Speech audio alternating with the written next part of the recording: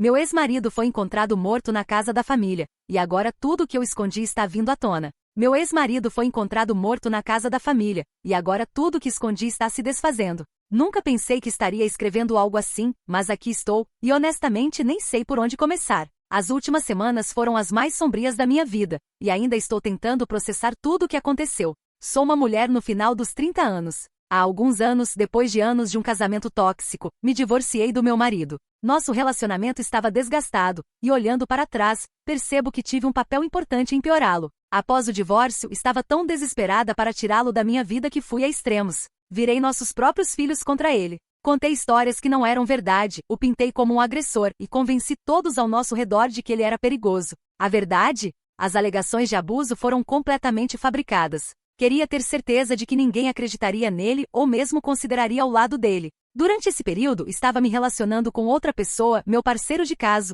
e me agarrei a ele como minha nova vida, minha fuga de um casamento que eu ressentida. Com ele pensei que finalmente tinha um novo começo, uma chance de ser feliz. Aproveitei a liberdade, a emoção, a sensação de controle que pensei ter perdido antes. Mas as últimas semanas destruíram tudo. Meu ex-marido foi encontrado morto na casa da família, enforcado. Foi a mãe dele que o descobriu. Uma cena de partir o coração tornada ainda pior pelas fotos da família emolduradas que o cercavam. Essas fotos eram um lembrete do que um dia tivemos, do que perdemos. A notícia se espalhou como fogo. Choque, tristeza e sussurros sobre o que realmente aconteceu. Todos estavam desesperados para entender como isso pôde chegar a esse ponto. Então a verdade começou a vir à tona e com ela, minhas mentiras cuidadosamente construídas começaram a desmoronar. Minha melhor amiga, a pessoa em quem mais confiava, aquela a quem confiei tudo, foi até os pais do meu ex-marido e contou a verdade. Ela confessou que as alegações de abuso foram fabricadas e que ela me ajudou a esconder meu caso enquanto eu destruía a reputação dele. Ela não conseguia mais carregar o fardo, e acho que pensou que eles mereciam saber. Depois que confessou para eles, ela me ligou. Sua voz estava tremendo, pesada com culpa e arrependimento. Ela não implorou por perdão nem tentou suavizar suas palavras. Em vez disso, disse simplesmente que se arrependia de ter me ajudado a encobrir meu caso. Me disse que não conseguia mais viver com a culpa. Fiquei entorpecida. Parte de mim queria gritar com ela, atacá-la, mas na maior parte estava aterrorizada. A verdade estava exposta, e eu não tinha ideia do que fazer em seguida. Agora todos estão furiosos. Meu filho, minha filha, a família do meu ex-marido, até pessoas que pensei serem estranhas, mas que me apoiaram ao longo dos anos. As crianças se sentem completamente traídas e não as culpo. Elas confiaram em mim, e eu destruí essa confiança. Meu relacionamento com minha melhor amiga está fraturado além do reparo. Ela está se afogando em seu próprio arrependimento, e eu estou lutando com o meu. Pensei que estava começando um novo capítulo, escapando de um passado doloroso. Em vez disso, estou vivendo o pior capítulo da minha vida. Cada dia parece um acerto de contas,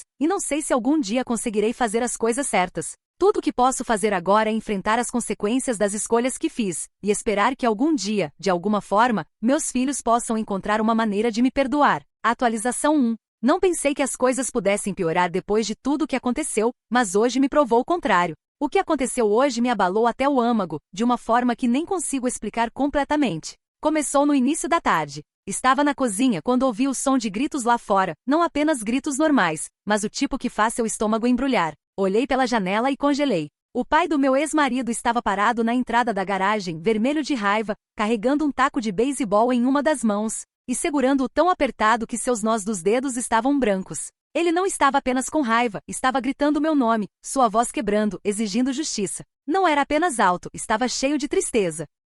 O tipo que faz você sentir como se o ar tivesse sido socado para fora dos seus pulmões. Ele gritou para mim e meu marido sairmos e enfrentarmos a justiça. A forma como ele disse isso me deu arrepios. Antes que eu pudesse reagir, ele se virou em direção ao meu carro, o carro que consegui no divórcio, e começou a destruí-lo. Não estou falando de algumas batidas ou janelas quebradas. Ele o destruiu completamente. O para-brisa se estilhaçou, vidro voando para todo lado. Ele bateu no capô, nas portas, nos espelhos. Cada golpe soava como uma explosão. Parecia que ele estava derramando cada grama de raiva e desgosto em cada golpe daquele taco. Fiquei parada ali congelada, aterrorizada, até meu marido passar por mim correndo. Ele nem hesitou. Foi direto ao cofre, pegou a arma e a carregou. Sua mandíbula estava cerrada, seus olhos estreitados, e ele murmurava baixinho, ele precisa saber qual é o lugar dele. Vou fazê-lo recuar. Algo em mim entrou em pânico. Corri para frente e agarrei seu braço antes que ele pudesse sair. Implorei para ele não piorar as coisas, mas então, antes que qualquer um de nós pudesse dizer outra palavra, meu filho saiu de casa. Ele não gritou, não falou. Apenas ficou ali na varanda, seus olhos fixos no meu marido. O olhar que ele deu foi aterrorizante, frio, afiado. Meu marido congelou no meio do passo. Apenas aquele olhar o fez repensar tudo. Sem dizer uma palavra, ele recuou, colocou a arma de volta no balcão e pegou seu telefone. Ele ligou para a polícia. Eles chegaram em 5 minutos, mas nessa altura, o estrago já estava feito. O pai do meu ex-marido estava parado na entrada da garagem, seu peito ofegante, ainda segurando o taco. O carro estava além do reparo, vidro por toda parte. A carroceria estava tão amassada que mal parecia um carro. A polícia nem sacou suas armas. Eles não estavam olhando para ele como uma ameaça. Estavam olhando para um pai em luto cujo filho foi encontrado morto em sua própria casa, um filho que ele nem conseguiu enterrar ainda. Para piorar as coisas, havia levado mais de uma semana antes do corpo do meu ex-marido ser encontrado, e foi sua própria mãe quem o descobriu. Esse peso pairava no ar como uma tempestade. Então o pai do meu ex-marido largou o taco e cambaleou para frente, sua voz rouca e rouquenha enquanto gritava comigo. Por que você destruiu a vida dele? Ele gritou. Ele te amava. Ele te deu tudo. Eu nunca acreditei naquelas mentiras que você contou sobre ele. Cada palavra me atingiu como um golpe. E então aconteceu. Ele de repente agarrou o peito, seu rosto se contorcendo de agonia. Aconteceu tão rápido que ninguém teve tempo de reagir. Um momento ele estava gritando, no próximo estava desabando na entrada da garagem. A polícia correu para ele imediatamente. Foi quando vi meus filhos. Minha filha saiu correndo de casa, lágrimas escorrendo pelo rosto, sua voz quebrando enquanto gritava pelo avô. Meu filho caminhou atrás dela, completamente silencioso, seu rosto ilegível. Dei um passo à frente para pará-los, mas meu filho se virou e olhou para mim. Aquele olhar frio e implacável me parou completamente. A polícia levou meu ex-sogro para o carro da patrulha para levá-lo para atendimento médico. Meu filho não hesitou. Ele pegou minha filha pelo braço, a levou para seu próprio carro, e eles seguiram a polícia sem dizer uma única palavra para mim. Agora estou sentada em minha casa, olhando para os destroços do meu carro pela janela. Meu marido está furioso, mas não falou muito. Ele apenas fica sentado ali, tenso, mandíbula apertada, claramente pensando sobre o que acabou de acontecer. Nós dois estamos tentando descobrir o que fazer em seguida, mas no fundo, já sei que isso está longe de acabar. Meus filhos deixaram claro onde estão, e o que quer que venha a seguir, não acho que vão se conter. Atualização 2. 2 dias depois, soube que meu ex-sogro havia sido estabilizado. O ataque cardíaco não foi tão sério quanto poderia ter sido. Os médicos até disseram que se tivessem esperado muito mais antes de conseguir ajuda, o resultado poderia ter sido muito pior. Mesmo assim, abalou todos. Sua esposa está inconsolável. Já era insuportável para ela encontrar seu filho morto. E agora, nem uma semana completa depois, seu marido estava na UTI. Seus filhos estiveram ao lado dela quase constantemente desde aquela noite, raramente saindo do hospital exceto para dormir. Enquanto isso, as consequências para mim têm sido implacáveis.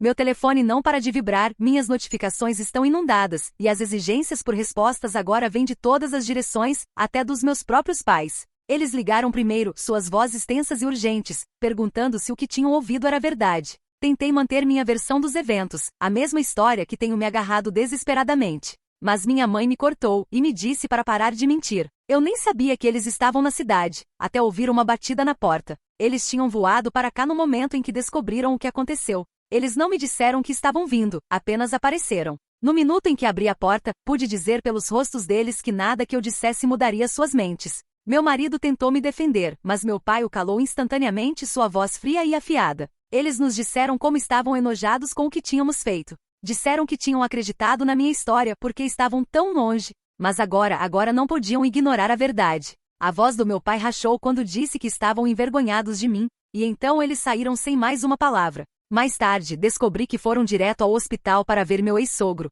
Quanto ao resto do mundo, parece que está se fechando. Minhas redes sociais são uma zona de guerra. Mensagens raivosas de amigos mútuos, família estendida, até pessoas que mal conheço, todos exigindo respostas. Finalmente tive que trancar todas as minhas contas só para respirar. Meu telefone ainda está cheio de mensagens não lidas, e o telefone do meu marido está tão ruim quanto. Ele está recebendo tanto calor quanto eu. Naquela mesma noite, meus filhos finalmente voltaram para casa. Fiquei tão aliviada quando os vi na porta, mas o alívio não durou. O rosto da minha filha estava manchado e vermelho de tanto chorar, enquanto meu filho nem olhava para mim. Tentei falar com eles, mas eles não responderam. Em vez disso, foram direto para seus quartos. Minutos depois, percebi o que estavam fazendo. Estavam fazendo as malas. Meu estômago despencou. O pânico tomou conta enquanto implorava para eles não irem. Meu marido interferiu, sua voz ficando firme, dizendo que eles não tinham permissão para sair. Ele até pegou a bagagem da minha filha para impedi-la.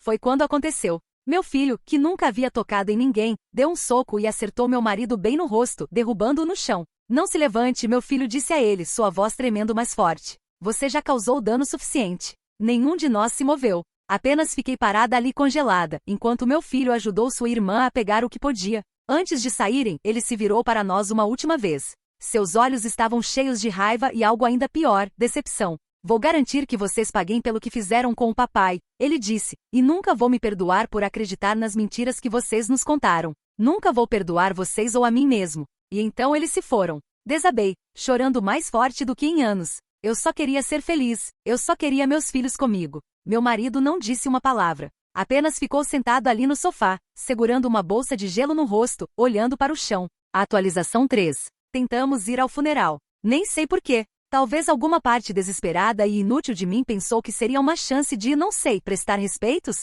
Buscar algum tipo de fechamento? Mas a realidade bateu forte no momento em que pisamos naquele estacionamento. Antes mesmo de sairmos do carro, vimos minha ex-melhor amiga sendo impedida e pedida para sair. Ela parecia abalada, suas mãos tremendo enquanto tentava se explicar para um grupo de pessoas que não estavam interessadas. Pelo que ouvi, ela estava tentando se desculpar por seu papel na morte do filho deles, sua voz quebrando enquanto dizia que nunca quis que as coisas terminassem assim. Mas as pessoas ali não estavam interessadas em desculpas. Disseram para ela ir embora, e ela não discutiu. Antes de sair, ela se virou e me encarou, como se eu fosse de alguma forma a única razão pela qual estava sendo tratada assim. Então ela entrou no carro e foi embora sem mais uma palavra. Quanto a nós, nem chegamos ao prédio. No segundo em que entramos no estacionamento, um grupo de caras de motocicleta cercou nosso carro. Havia pelo menos 10 deles, todos homens que reconheci do passado do meu ex-marido. Velhos amigos, pessoas que uma vez compartilharam refeições na nossa mesa, que riram conosco anos atrás. Agora,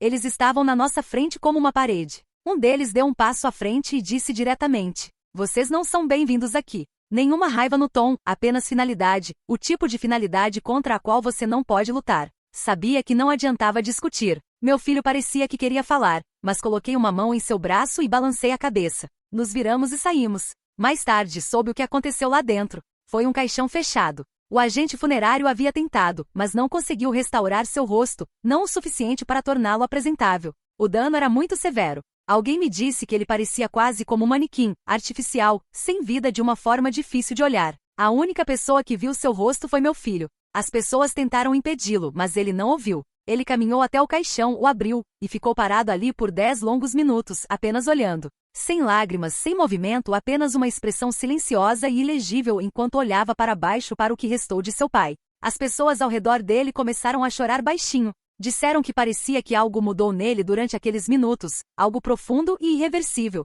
Então, sem uma palavra, ele fechou a tampa sozinho. Ele caminhou até seu avô, que estava sentado em uma cadeira de rodas na frente, e sentou ao lado dele. Eles não falaram, apenas ficaram sentados ali em silêncio. Meus pais estavam lá também, junto com amigos que ainda acreditam nas mentiras que destruíram meu casamento. Eles não olharam para mim nenhuma vez. Saí com o peso de tudo pressionando mais forte do que nunca. Atualização 4. Já faz algumas semanas desde o funeral, mas o caos e a dor não diminuíram. Na verdade, parece que tudo está expirando ainda mais fora de controle. As mensagens de ódio continuam chegando implacavelmente. Toda manhã, acordo com uma enxurrada de textos raivosos, e-mails e mensagens de redes sociais de amigos, conhecidos, e até estranhos, todos enojados com o que fiz. Alguns me acusam de destruir a vida de um homem. Outros exigem respostas ou me chamam de cruel e sem coração. Mal consigo acompanhar. O assédio constante começou a afetar meu trabalho. Trabalho como recepcionista em uma clínica de fisioterapia dentro de um shopping movimentado no centro. É um trabalho decente e estável com salário decente, apenas o suficiente para nos virarmos. Meu marido trabalha como técnico de som para eventos, e embora seu trabalho possa ser imprevisível, entre nós conseguimos pagar as contas. Mas ultimamente o trabalho parece sufocante, não por causa das tarefas, mas por causa da nuvem de julgamento e fofoca me seguindo ali como uma sombra. Então, cerca de uma semana após o funeral, meus filhos apareceram na minha porta, desta vez não sozinhos, mas com meus pais. No momento em que chegaram, tudo mudou. Eles me entregaram um aviso legal sobre minha filha. Eles estão buscando a guarda legal. Como ela tem 16 anos, a lei reconhece seu direito de escolher onde quer viver. Quanto ao meu filho, ele já é um adulto legal, então não há nada que possam fazer para mudar sua guarda. Fiquei atordoada. Implorei para eles reconsiderarem. Propus terapia familiar, aconselhamento, qualquer coisa que pudesse me dar uma chance de manter meus filhos comigo. Mas não importa o quanto eu suplicasse, eles estavam firmes. O dano era muito profundo. Finalmente minha filha falou. Sua voz quebrou enquanto ela lutava contra as lágrimas.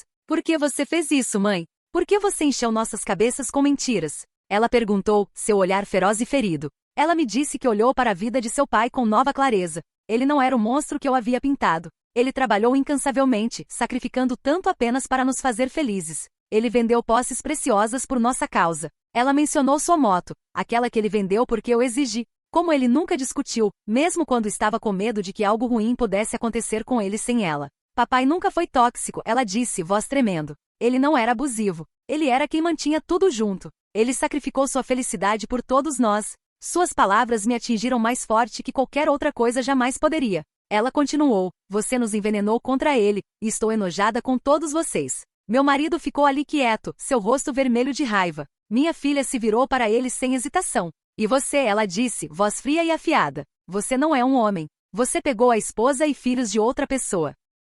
Estou enojada com você. Então, sem aviso, ela cuspiu no chão na frente dele e foi embora. Meu marido abriu a boca como se fosse responder, mas pensou melhor. Meus pais simplesmente assistiram em silêncio, sua decepção e nojo claros. Eles recuaram e deixaram meus filhos pegar suas coisas. 10 minutos depois, o mesmo grupo de motoqueiros do funeral apareceu sem aviso. Eles não pediram permissão ou se anunciaram. Apenas entraram na minha casa como se fossem donos do lugar. Sem dizer uma palavra, começaram a carregar as posses dos meus filhos em caminhões. Eles bateram suas botas e sapatos pelos pisos, deixando rastros de lama por toda parte. Me senti impotente. Queria pará-los, dizer algo, mas a atmosfera estava pesada e tensa. Até a polícia apareceu não para prender ninguém, mas para manter a paz. Eles não interferiram com os motoqueiros carregando os caminhões. Quando tudo estava empacotado, fiz uma última tentativa desesperada de falar com meus filhos. Disse a eles que havia me tornado infeliz com o pai deles, tentando me explicar e talvez alcançar algum tipo de entendimento.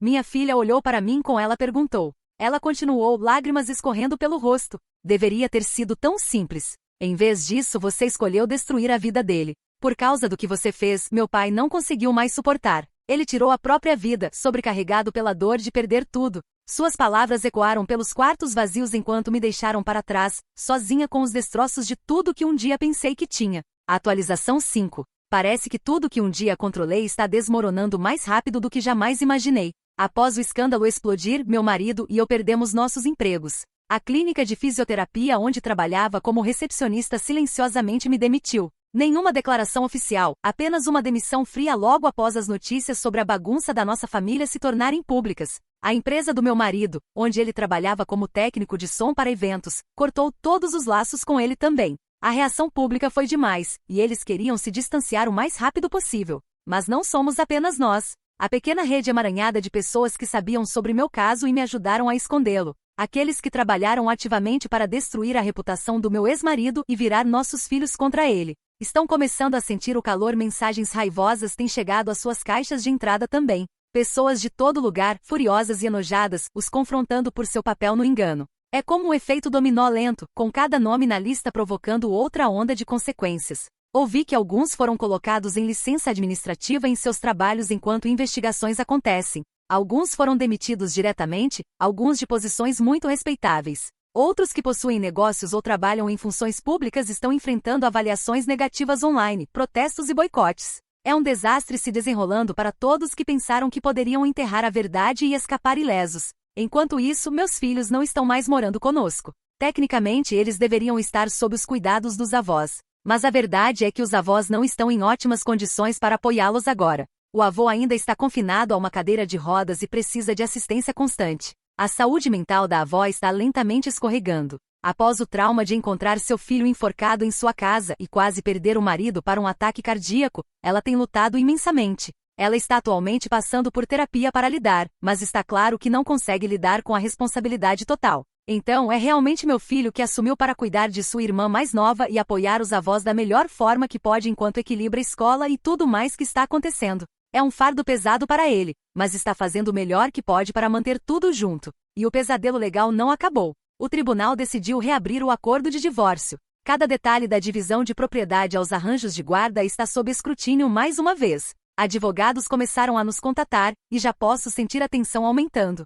Esta batalha não apenas nos drenará financeiramente. Ela rasgará feridas abertas que mal tivemos tempo de começar a curar. Estou aqui, sobrecarregada e aterrorizada, assistindo tudo que construí se desfazer peça por peça. As pessoas que pensei que poderia controlar se voltaram contra mim. A família que tentei manter unida se desfez além do reparo. E agora a própria fundação da minha vida está tremendo sem fim claro à vista. Estou entrando em pânico como nunca antes. Um vídeo do meu falecido ex-marido surgiu online, e está rasgando tudo de novo. O timing é brutal. Foi lançado no que teria sido nosso aniversário de casamento. Fico me perguntando por que ele escolheu aquele dia para deixar essa mensagem, como se tentando nos fazer sentir o peso de tudo que perdemos. No vídeo, ele parece pálido e abatido. Seus olhos estão ocos, afundados profundamente com exaustão e tristeza. Ele parece completamente derrotado, uma sombra do homem que um dia conheci. Vê-lo assim me abalou até o âmago e mexeu com sentimentos que pensei ter enterrado para sempre. O vídeo rapidamente se tornou viral. As pessoas assistiram, compartilharam, e a reação explodiu de novo. Meu marido e eu, já lutando com o desemprego e a bagunça que tomou conta de nossas vidas, sabíamos que isso só pioraria as coisas. Os sussurros e olhares nos seguem em todo lugar. Não há escapatória. Ele começa o vídeo quietamente, voz mal acima de um sussurro. Se você está assistindo isso, então significa que eu me fui.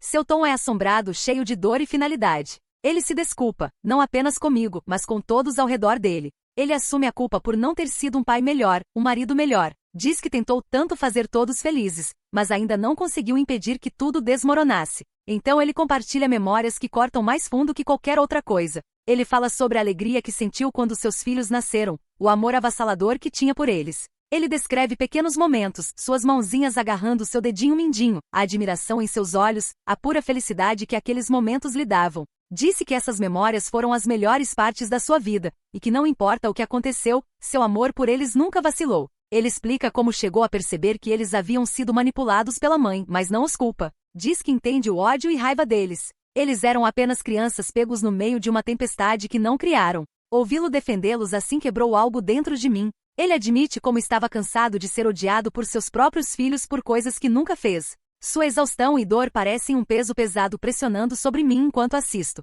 Perto do fim, ele menciona um velho amigo que entrará em contato com nossos filhos logo após este vídeo ser lançado. Ele ri suavemente uma risada amarga, dizendo que este amigo provavelmente aparecerá no inferno apenas para dar um soco no rosto dele, chamá-lo de idiota. Talvez até dizer para Lúcifer se danar antes de arrastá-lo para fora do inferno. Mas então ele explica que este amigo nunca soube de seus planos, que ele já estava lidando com suas próprias lutas no trabalho e não queria sobrecarregá-lo com mais. Essa honestidade sobre não querer arrastar mais alguém para baixo, mesmo em sua hora mais sombria, me fez ver um lado dele que nunca entendi completamente antes. Ele agradece a todos que fizeram parte da sua vida e se desculpa pela dor que causou. O vídeo foi gravado no mesmo lugar onde ele tirou a vida. Assistindo, finalmente senti o peso total de tudo. A dor, o arrependimento, as vidas despedaçadas por minha causa. Não sei como viver com isso agora. Atualização 7. Ainda não posso acreditar no que acabou de acontecer. A ligação dos meus pais veio do nada, e destruiu a pouca estabilidade que me restava.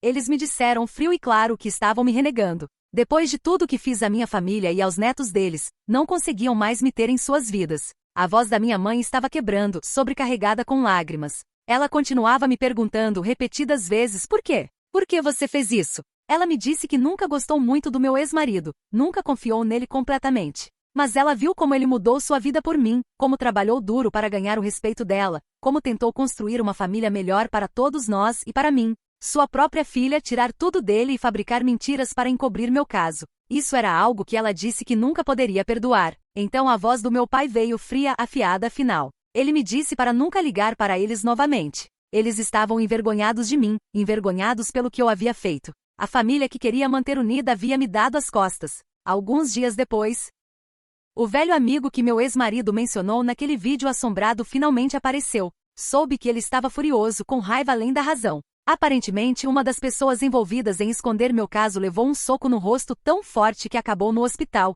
possivelmente com a mandíbula quebrada. Todos conectados a esse pesadelo estavam com medo. Através de um parente, soube que este amigo foi direto aos meus filhos sem fazer uma única pergunta. Ele imediatamente ofereceu apoio financeiro, emocional, cobrindo despesas do próprio bolso, sem condições. Então descobri outra coisa. Meu ex-marido possuía uma pequena participação em uma empresa de tecnologia anos atrás, um detalhe que nunca soube. O valor dessa participação acabou sendo substancial, mais que suficiente para meus filhos viverem confortavelmente, terem um futuro livre da dor e caos que os arrastei. Justo quando pensei que não poderia piorar, recebemos uma carta legal, um processo buscando danos pelas mentiras e enganos que eu e meus cúmplices espalhamos. O valor exigido era impressionante, suficiente para nos arruinar financeiramente se passasse. Meu marido e eu sentamos na nossa sala, atordoados, olhando para os papéis legais que ameaçavam destruir o que restava de nossas vidas. E a pior parte? O advogado representando o caso se chamava Steve. Pesquisamos sobre ele e instantaneamente soubemos que não havia chance de ganhar.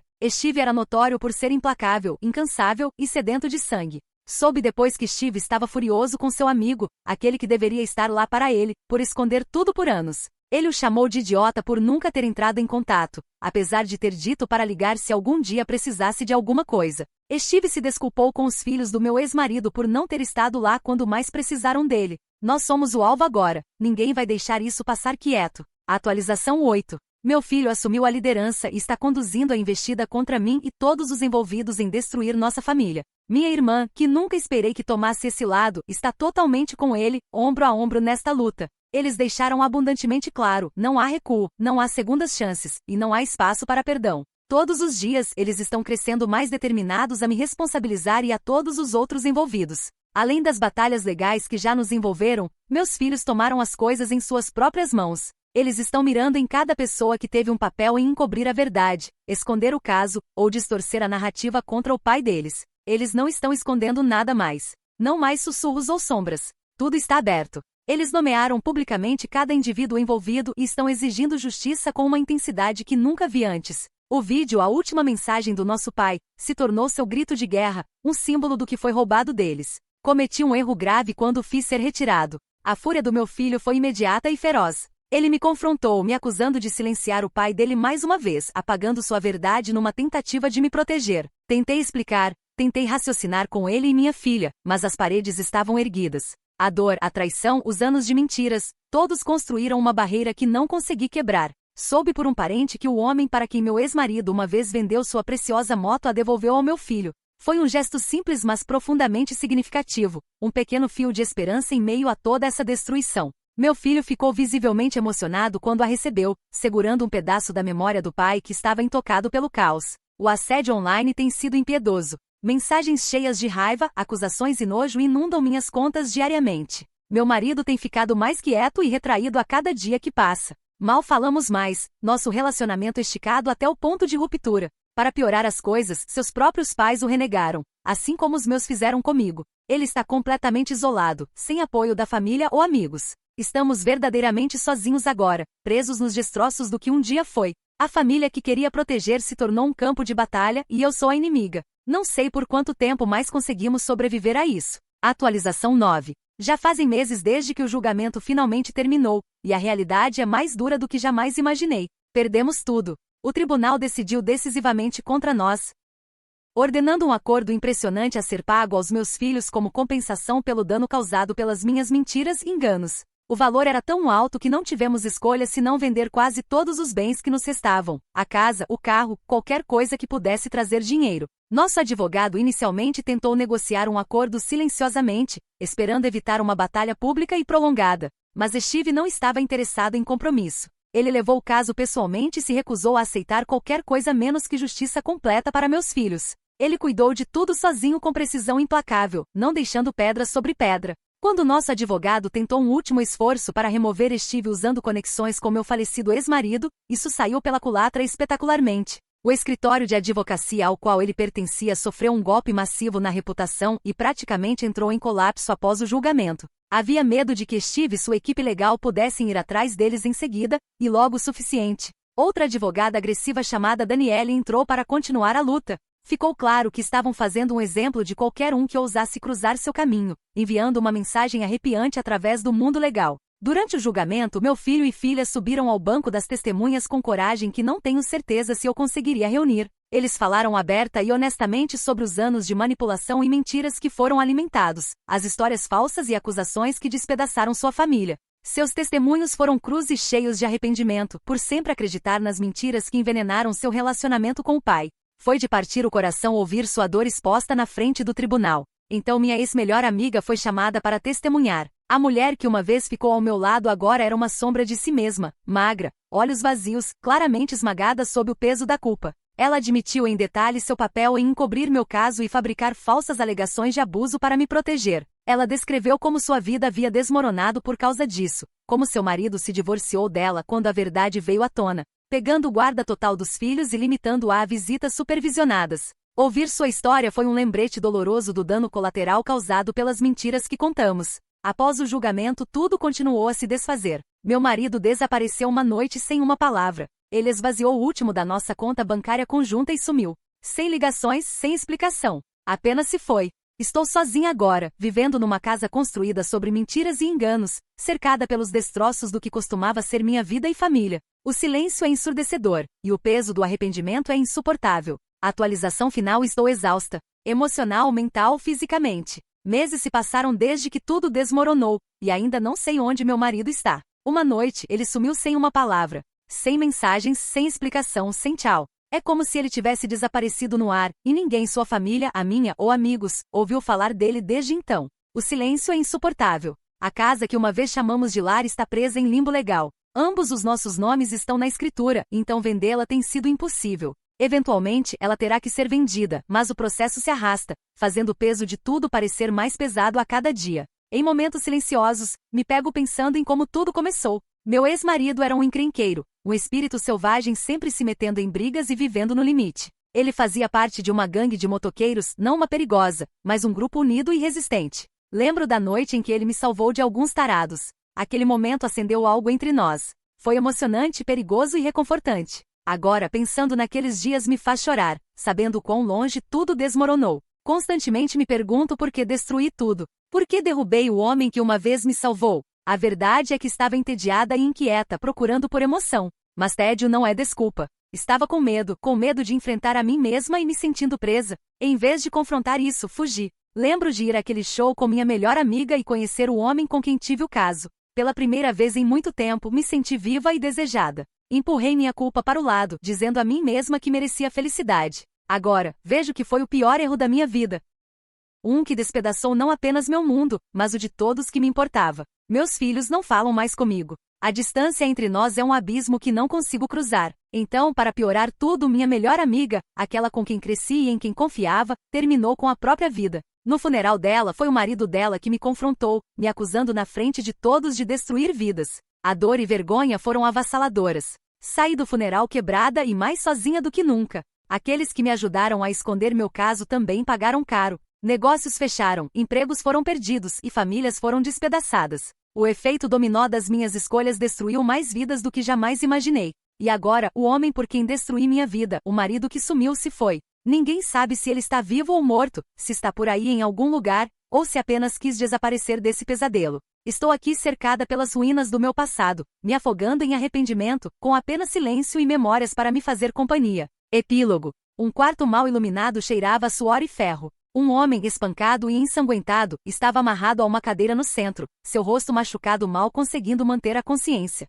Ao redor dele, um grupo de homens ficava em um círculo tenso, suas vozes baixas mas carregadas de raiva e incerteza. Ele causou dano demais, um rosnou cerrando os punhos. Talvez seja a hora de silenciá-lo para sempre. Não. Outro retrucou afiadamente. Não terminamos com ele ainda. Ele precisa sentir o que sentimos. Batam nele até ele quebrar. Uma terceira voz se juntou, cheia de nojo amargo. Não estaríamos aqui se ele não tivesse fugido como um covarde. Se ele tivesse nos enfrentado como um homem, talvez nada disso estivesse acontecendo. De repente, um homem alto e robusto com barba grisalha deu um passo à frente. Sua presença comandou o silêncio. Chega, ele disse firmemente. Cuidem dos ferimentos dele e depois o soltem. Alguns homens trocaram olhares incertos, prontos para discutir, mas ele levantou a mão, seu tom pesado com autoridade. Temos um código a seguir. Nosso irmão que morreu naquele incêndio anos atrás não ia querer que perdêssemos a nós mesmos por vingança. Somos família. Não cruzamos essa linha. Os homens ficaram em silêncio, entendendo o peso de suas palavras.